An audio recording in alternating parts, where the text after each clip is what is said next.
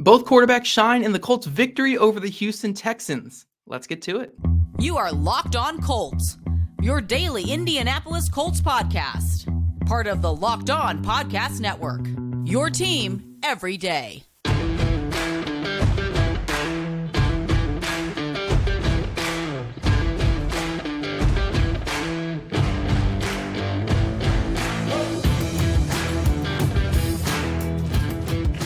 Thank you all for tuning in and making us your first listen of the day. This is your daily podcast covering your Indianapolis Colts, part of the Locked On Podcast Network, your team every day. This episode is brought to you by FanDuel Sportsbook, official sportsbook of Locked On. Make every moment more. Right now, new customers can bet $5 and get $200 back in bonus bets guaranteed. Visit FanDuel.com/LockedOn to get started. I'm your host, Zach Hicks, your guys' favorite co-host here on the Locked On Colts podcast. You guys know me from all my film reviews over on horseshoehuddle.com. My right-hand man, Jake Arthur, is not here tonight, unfortunately. He is still out celebrating that Colts victory. Look, it has been a long time. I understand Jake still being out celebrating, but his wife and his kid do miss him. So if they're listening, Jake, please go home. I understand the celebration is going crazy right now, but it's just a week 2 victory. It's just a week 2 victory. But in all seriousness, Jake is out tonight. It's just me talking Colts, and you guys know what that means. It is film review day with Zach Hicks. So again, enjoy the sporadic ADHD mess that is Zach Hicks' only show here, talking Locked On Colts. We're going to dive into the Colts offense in the first segment, talk about especially the quarterbacks. Sorry, we're going to talk about the quarterbacks in the first segment, Colts offense in the second segment. And then in the third segment, we're going to dive into this Colts defense and some of the, promising parts of the defense and some of the more concerning aspects of that Colts secondary there. But to kick it off, let's talk about these Colts quarterbacks. I went back to the film. I watched every snap of Anthony Richardson, which is unfortunately only 18 snaps in this game. It took place in the duration of the first quarter, and then he left, I believe, at the beginning of the second quarter with that concussion that he suffered on the second drive. So 18 snaps for Anthony Richardson, the young starting quarterback for the Colts. And I will say in those 18 snaps, it looked like we were going to see something special. It looked like we were going to see just a really, really good game from the young quarterback. And it's really unfortunate that he had to leave early. I mean, before he left this game, he had 86 total yards combined through rushing and passing. He had 2 touchdowns already just in that first quarter. So it looked like he was going to have a really strong game. The first 2 drives went for touchdowns. The next 2 weren't as great, but again, this was after he suffered a concussion. The offense was still completing passes. It was just bogged down by penalties and stuff like that. But I thought it was a really promising game from Anthony Richardson. That first drive was the smoothest a Colts offensive drive had looked in, since like 2020 with Phillip Rivers. Really, really smooth opening drive where he went down and led the Colts for a touchdown. Had some really nice throws on mesh routes to Michael Pittman Jr. and Kylan Granson. One of those being on third down where they were able to convert it with Kylan Granson for a first. Did some really good job working those mesh concepts. Had a really nice little spot route to Josh Downs that he threw where Downs was able to turn upfield and get a first down as well. And then obviously capped it off with that QB draw. The next series comes out, one play, and he's able to run it in for a touchdown on that beautifully designed Shane Steichen sweep play. Did a great job on that. And even on the next 2 drives, even though he wasn't able to get much going on those 2, he still had some nice throws. The third down pass to Kylan Granson, great anticipation on the it was like an all hitches route across the board at the first down marker. Really good anticipation to Kylan Granson. Granson just wasn't able to come down with that ball. It was a bit of a tough catch, but it had to be for him to have a chance at making that play. It was an anticipation throw, and Richardson put it where it needed to be. Then you go to the next drive and penalties, one being a really crummy penalty call on Quentin Nelson for, false starting, allegedly.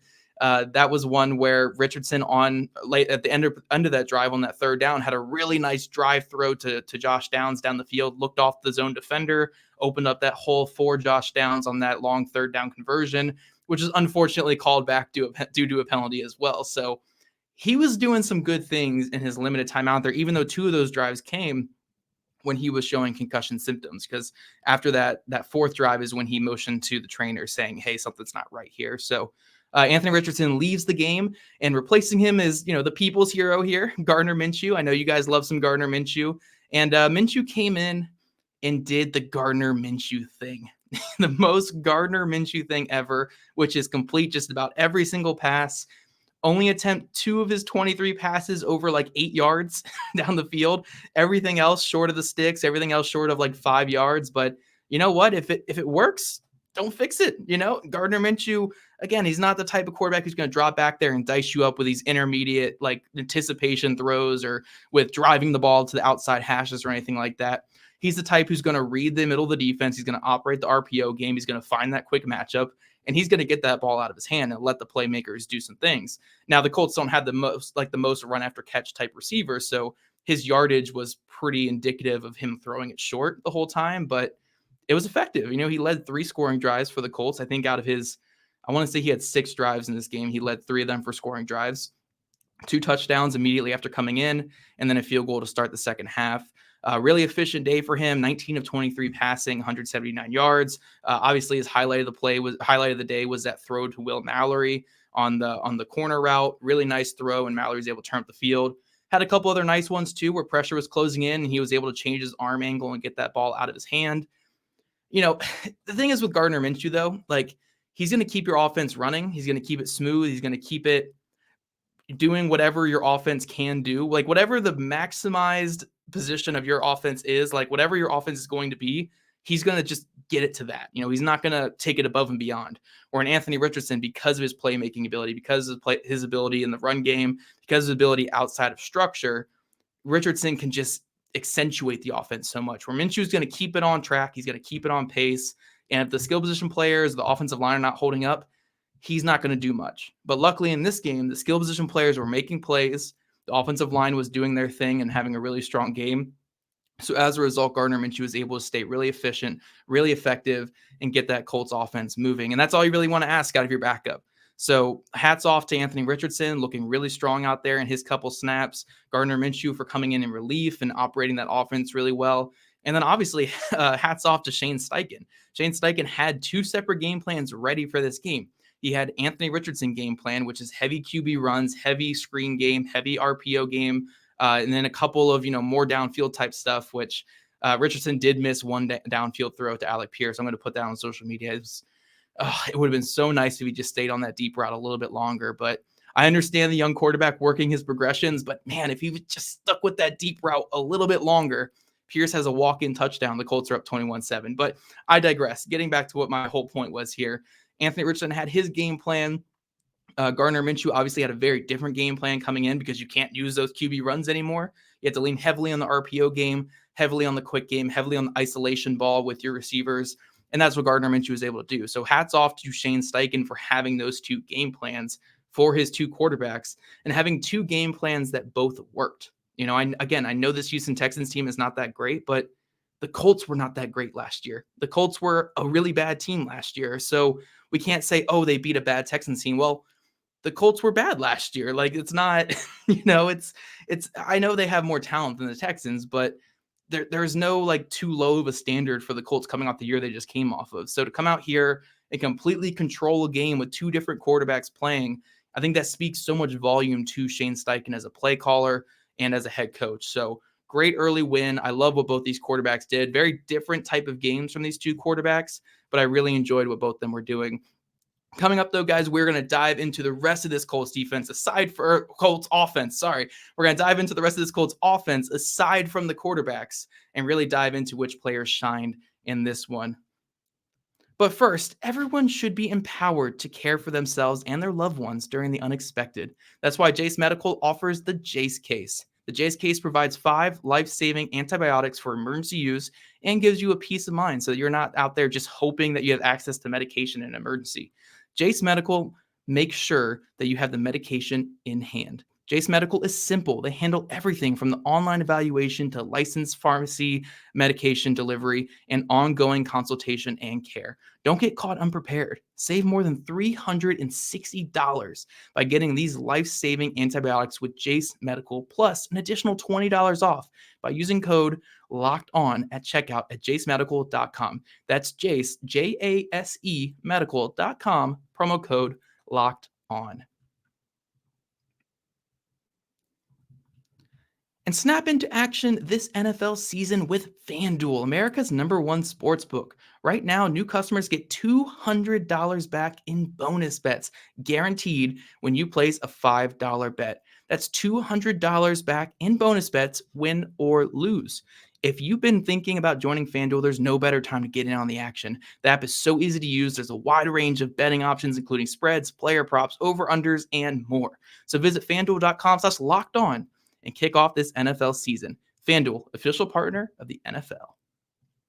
And everydayers, don't worry, Jake will be back. He's doing his Mardi Gras of partying right now about this Colts victory. He'll be back for our next show where we talk even more about this Colts Texans game. And then we start leading into Colts Ravens and that huge matchup coming up here in week 3. All right, my lovely everydayers, we're getting back to it, and we're talking all about the Colts offense. Again, we just talked about those starting quarterbacks, Gardner Minshew, Anthony Richardson, both had really solid days. But what about the players around them? You don't just put up 31 points with the quarterback throwing the ball to themselves. Well, Anthony Richardson did run in 2 touchdowns, so maybe a little bit of the quarterback doing it all. But no, in honesty, I think this offense had a really good day overall, and it really starts up front with this offensive line. This offensive line who gave up, I have the numbers here, 255 sacks last year, 255 sacks last season, and a million pressures and a million QB hits. I mean, it was just awful last year from start to finish. I know they looked a little bit better down the stretch, but that's because they looked so awful to start the year last year that by comparison, you're going to finish the year better because you can't look as bad as you did with Matt Pryor and Danny Pinter in there as starters. But no, the Colts offensive line, after allowing so many sacks a year ago, came into this game after allowing 4 last week. All 4 were kind of coverage sacks, though, so the offensive line had a pretty solid day. They go into this game, and they allow 0 sacks overall. Just 1 QB hit. I think it was like 4 pressures overall in the entire game. I think Will Fries allowed 1 pressure. Bernard Ryman allowed 1 pressure, and then Braden Smith allowed a pressure and a QB hit. But besides that, this offensive line was spotless in this game. They were phenomenal. I know the game plan was the quick passing game and Gardner Minshew and Anthony Richardson getting the ball out pretty quick, but still, I think this was a really, really strong game from this Colts offensive line. They looked very in control at all times. They were moving the line of scrimmage. Zach Moss was able to find some area here in the run game, which we're going to talk about him in a second as well. And overall, this Colts offensive line looked like the Colts offensive line of not 2021, but like 2020 even, or 2019 even, where they were like a really, really good offensive line. I guess they looked a little bit like the run game of 2021 at least, where they were just bulldozing people there. But this was a really, really strong game from the offensive line. We have some PFF numbers, though, if you guys love some PFF grades. Will Fries had a 90.3 overall grade on the day, which was the only elite grade given out to a guard this entire week in the NFL so far. So Will Fries, phenomenal day. Ryan Kelly had an 87.3 grade, which is another elite grade there. Bernard Ryman and Braden Smith both scored in the mid-70s, so really solid there. And then Quentin Nelson, he scored a little bit lower than everybody here, but he did have a 90 grade in pass blocking. He was just unflappable in the pass blocking game. Like, nobody could even move him whatsoever. And for my money, even though he had the lowest PFF grade, it was clear he was the best offensive lineman on the Colts in this game. He looked like Quentin Nelson. I know he wasn't catching bodies in this one, or he wasn't tossing dudes like he used to, but he was effortlessly controlling guys in the pass game, which is what you want to see from Quentin Nelson. Again, I know the Texans don't have the best interior pressure, but he looked like Quentin Nelson in the pass game in this one.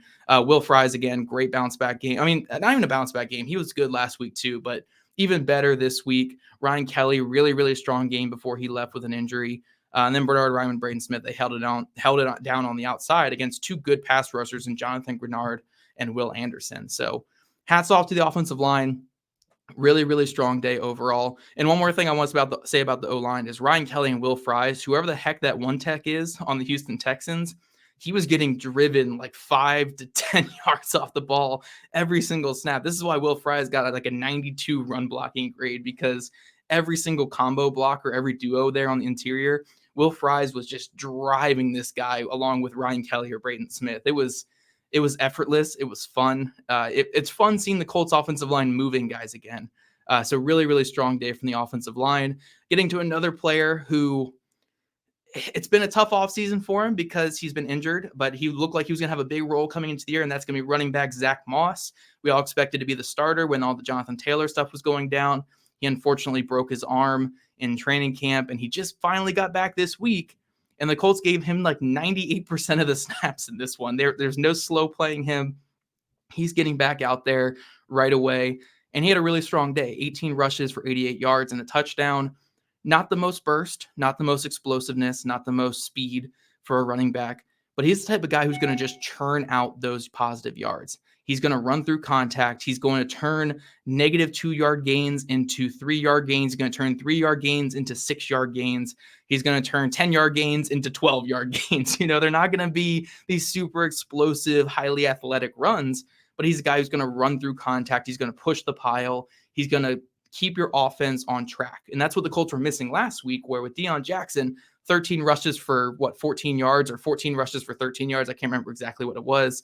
That offense was always in third and long. He was sitting back in 3rd and 10, 3rd and 11 because they couldn't run the ball even somewhat effectively on first down. In this game, Zach Moss is giving you, good 3 to 4 yards on first and second down. Then you're looking at 3rd and 2, a 3rd and 3, 3rd and 4. Those are way more manageable for your quarterbacks who are operating more in the quick game right now. So Zach Moss was just an invaluable player to add back to this. Again, not a banner day, not this elite day, but 18 for 88 and a touchdown. Really solid day overall. Ran through contact, ran hard, played well.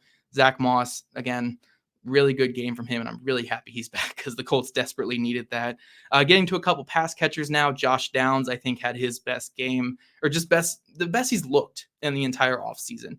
He's had some really good moments in the offseason, had some good moments last week as well, but in this game, you could really see him as that quick win, just underneath blanket for the offense. It was whenever they needed a first down, if it was 3rd and long or 3rd and medium, or if it was just, hey, we need to get some positive yards here, I'm going to find Josh Downs. It was a really effective day from him. He had a couple of really nice routes out there. And again, he was just that safety blanket, that really reliable safety blanket for the offense, which the Colts really needed. So really strong day from him. Kylan Granson got his first career touchdown. So that was awesome to see. Really nice job contorting to get into the end zone. Michael Pittman Jr. had a really good day as well. As always, just knows how to get open, knows how to get there for the offense. Will Mallory, in his 11 snaps, had 2 catches for 49 yards, including the big 43-yard catch on the corner route from Gardner Minshew. Really good play there. Just an overall really good day for this Colts offense. I don't really have any negatives. I mean, Alec Pierce had a couple catches as well. He had a 20-yard catch. And again, if Anthony Richardson sees him on that post route, we're talking about a near 100-yard day from Alec Pierce because he has like a 65-yard touchdown under his belt. Like, he had beat the corner that bad. It's just Richardson came off it because the middle of the field safety had come down a little late. If the middle of the field safety came down a little earlier and Richardson stays on that, we're talking about a 60-something yard touchdown. It's really unfortunate that he missed it.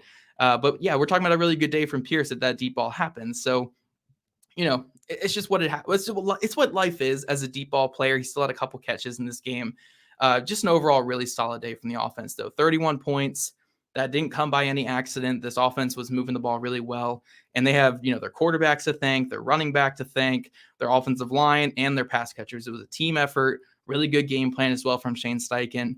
And you really love seeing this from your young offense. So, again, I know I've been saying hats off a lot. My hat is off actually for this show here, but hats off to this entire offense for bouncing back and having a really, really effective day.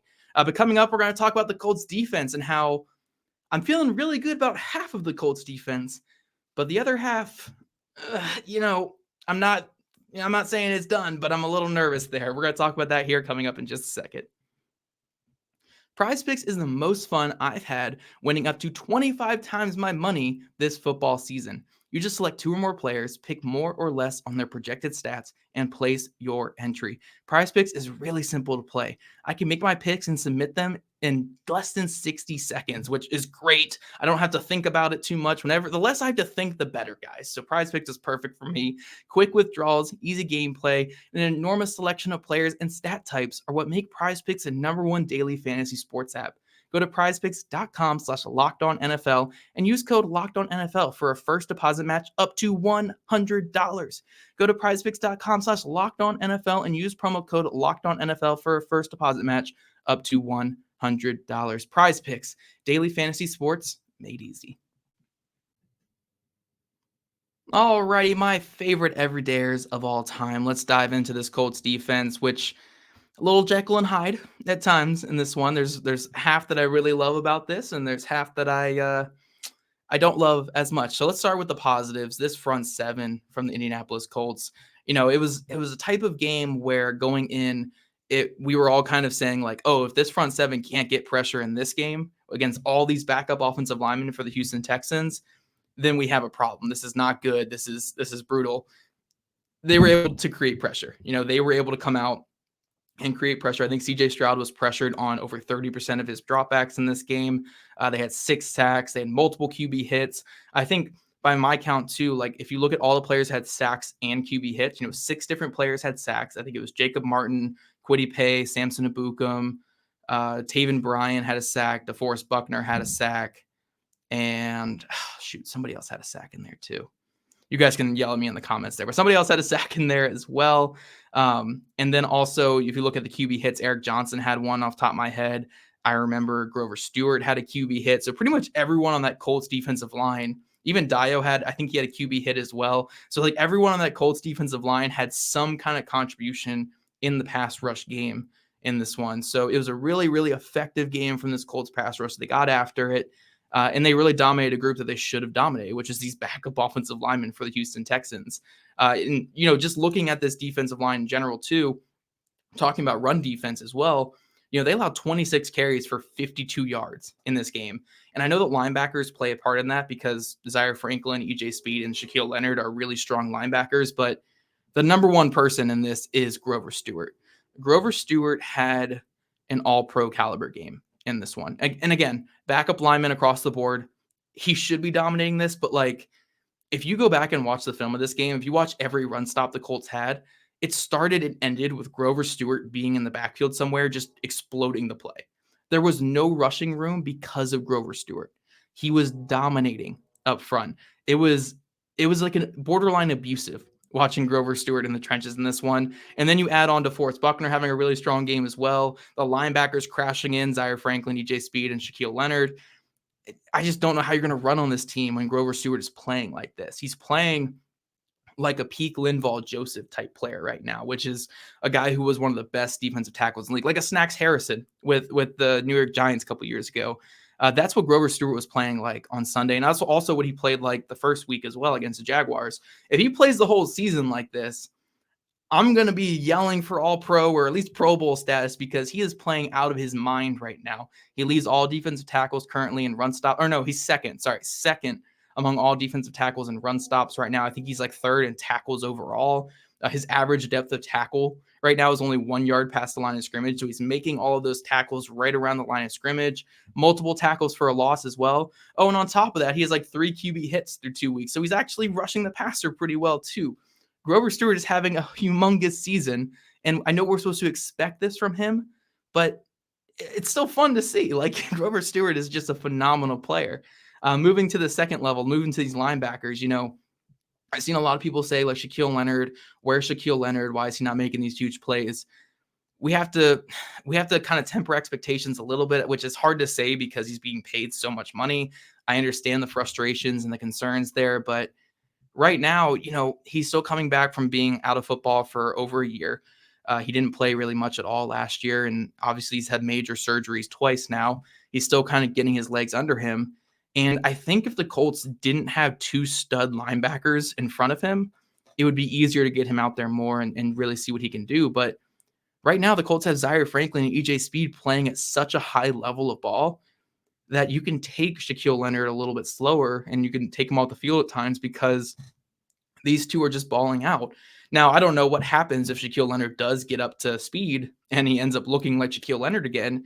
You have to take one of these guys off on third downs. You can't just go out there with 3 linebackers all the time. So we'll see what happens if Leonard does get up to speed. But even if he doesn't, like, I know it's heartbreaking to even think about that, but we shouldn't overlook how good Speed and Franklin have been playing. Zaire Franklin leads the NFL in tackles right now, and a lot of them are around the line of scrimmage. It's not like he's, being a London Fletcher and tackling guys 20 yards down the field. He's making a lot of plays around the line of scrimmage and in the backfield. EJ Speed is just an animal. He had a sack this past game and multiple tackles for a loss. Just some really, really strong play from the front seven of the Indianapolis Colts. And I think this Colts defense is going to go as far as this front seven carries them, because the secondary is still figuring some things out. Kenny Moore had a good game. Kenny Moore, I think, was really good in this one, and he's playing like Kenny Moore again, which is awesome. I would love to see him come away with some turnovers to really get back into that Kenny Moore vibe, but he looks like Kenny Moore again, which is great. Really strong on the run defense, really competitive in the passing game, coming up and hitting people as well. Really like what I'm seeing from him. The rest of this secondary, though, it's a bit of hit or miss. I don't want to throw the book at this secondary. I don't want to say that it's over for them, because you have to look at the context of the game. From the going into the second half, the Colts were they were up 31-10 after the first drive of the second half.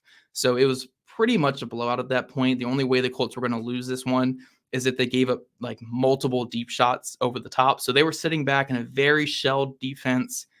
So you have to look at the context of that a little bit, but also there was so much miscommunication at the second level, or at the third level, with the secondary. There were times where, the rover defender over the middle, or just the safety coming down in that robber position, should be helping on the in-breaking routes, and they're not.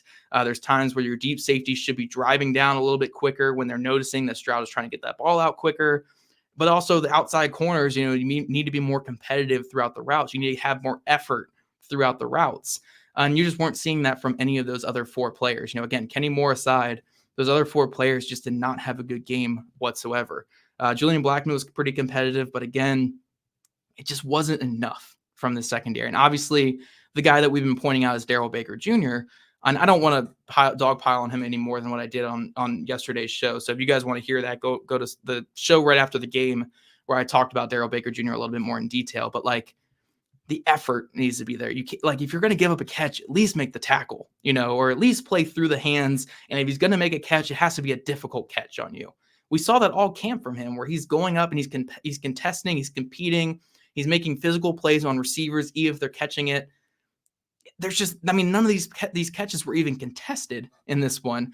And he was getting beat cleanly and off coverage and bail technique coverage. Again, some of it's by design, but also be a little bit more competitive. And then on top of that, again, like a Rodney Thomas or whatever is not really reading routes well. He's not attacking downhill when he should. I know he's playing a little bit off because they're in the shell coverage, but you want to see just more growth and more development. I know it's early.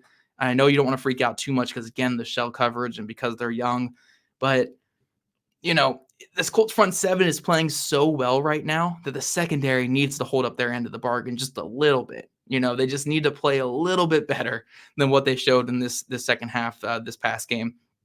Look, I know it was a blowout. The Colts never dropped below 90% chance of winning the whole second half of this game. So I'm not going to crucify this entire secondary based off of that. But through 2 weeks, we want to see a little bit more from the secondary. I know they're young, but if this keeps up with the guys they're currently rolling out there, I wouldn't hate seeing a Nick Cross rotated in. I wouldn't hate seeing a Jalen Jones or a Juju Brents get in there, because, if these guys are going to keep playing like this, you might as well get the more explosive younger guys out there. At least they're going to be making mistakes at 100 miles per hour, where these other guys, maybe they're taking plays off and they're looking a little lackadaisical. Again, I don't want to accuse people of that on here, but it just wasn't the effort or the competitiveness that you wanted to see out of a secondary. Again, blowout game, so maybe they were taking it a little easy. I don't want to see that in the young team anyway, but it is what it is. It is what it is. Hopefully they can bounce back next week against a really, really tough Ravens team and a really, really great quarterback in Lamar Jackson. But we'll see. We'll see how it is. I hope the secondary can bounce back. But at least for right now, this front seven that the Indianapolis Colts have on defense, playing out of their mind. Really great football players. Again, Grover Stewart is second in the NFL among defensive tackles and run stops right now. Zaire Franklin is first in the NFL in tackles with 30 through 2 weeks. And I think the Colts, my buddy Ken in there put it on social media that I think the Colts have 6 pass rushers in the top 50 for pressure rate for Pro Football Focus right now. It's like Kwity Paye, Samson Ebukam's up there, Grover Stewart's up there, DeForest Buckner's up there. They're just creating a lot of pressure up front, and we're seeing that on game day. So I really love this Colts front seven. Got to see more out of this Colts secondary. But yeah, if you guys have any comments or questions about everything I've said today, all the film stuff and just the overall commentary on this past game, please leave them below in the comment section. Every day, as you know, I appreciate your feedback. and I'd love to talk with you. If you guys don't get a response on the YouTube comments, please go over to our social medias on Facebook or on Twitter, wherever you listen to your Colts podcast. We'd love to converse with you and talk all about the Colts. And if you guys don't already, follow at Locked On Colts, at Jake Arthur NFL, and at Zach Hicks 2, all on Twitter or on X or whatever the heck you call it. Also, subscribe to our show on YouTube, wherever you listen to your podcast. We love your guys' ratings, reviews, and we'll see you guys back here bright and early tomorrow morning.